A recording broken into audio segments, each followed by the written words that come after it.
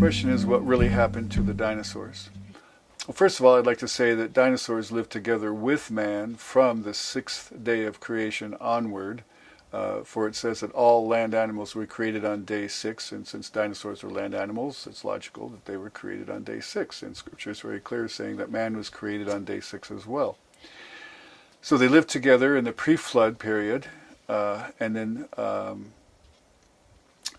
on the ark together, because the Scripture again tells us in the chapters 7 and 8 that 2 of all animals were to be on the ark, and it tells us also later on in Scripture that 2 of each kind came off the ark as well.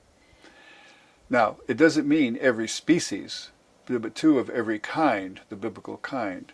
So, for example, there's no need for 600 plus species of dinosaurs, if there ever were that many in the first place, but rather the approximately 30, possibly 50 kinds of dinosaurs to be on the ark. So only needing twice that number, male and female of each type. So maybe 60, possibly 100 dinosaurs. The other thing to remember is that the average size of the dinosaurs was about that of a sheep. Some of these were as small as a chicken.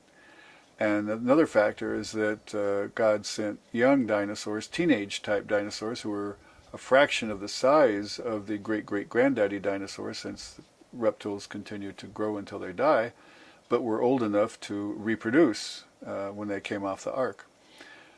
So the combination of a tremendous amount of volume of the ark, it could hold 125,000 sheep.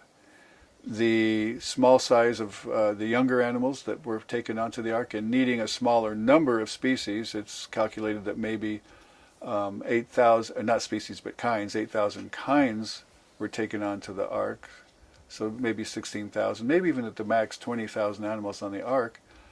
But the size of a sheep, the volume of 125,000 plus, there's plenty of space for all of the animals, including the dinosaurs, for more people than the 8 who got onto the ark, for food, maybe even water storage, for exercise, and space to get rid of animal waste. So having the dinosaurs on the ark and surviving the flood, and then leaving the ark and living for a period of time after the flood, is recorded history in Scripture.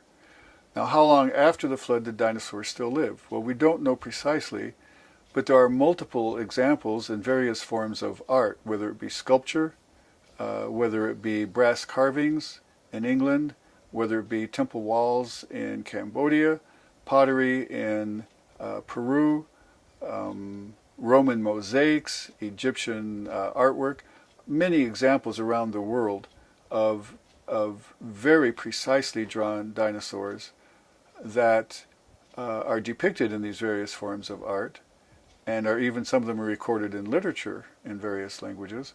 And so these people in the post-flood world must have been eyewitnesses to dinosaurs living after the flood. So what happened to them? Well, people today talk about climate change. Well, yes, there is minor climate change today, but the real climate change was due to the flood and how it drastically altered everything on the planet, the entire surface of the planet, the entire climate of the planet. And so that climate change probably was a significant factor in contributing to the demise of dinosaurs after the flood. In the book of Job, it refers to it being extremely cold, which correlates with that ice age after the flood. So that may have been very bad for the dinosaurs being reptiles. Hunting of dinosaurs for self-defense, because then in Genesis chapter 9, God talks about how man is now given permission to eat meat, and to replace the protein sources lost in the extinction of plants in the flood.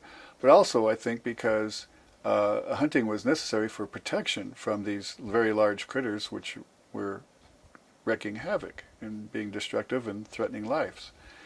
We have the historical figures of Beowulf and St. George. These are not myths. These are historical figures who are recorded to have killed dragons. So I think the word dragon is just simply the modern day use for the animal that we know as dinosaurs. And so the demise of the dinosaurs would have been a combination of climate change and hunting and possibly just disease in general.